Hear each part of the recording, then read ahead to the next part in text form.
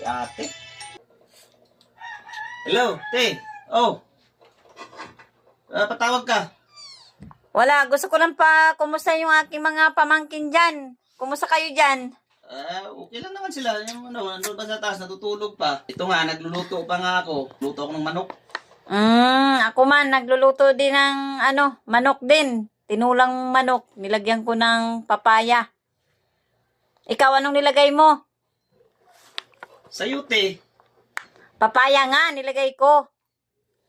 Ikaw, ano ang nilagay mo nga? Sayute. Papaya nga ang nilagay ko sa niluluto kong manok. Ikaw, anong nilagay mo nga? Sa'yo ang tinatanong ko, yung nilagay mo sa niluluto mo kung ano. Sayute. Papaya nga eh. Gulo mo naman. Bahala ka na nga dyan. Pintayan ako. Sabi na nga sayute.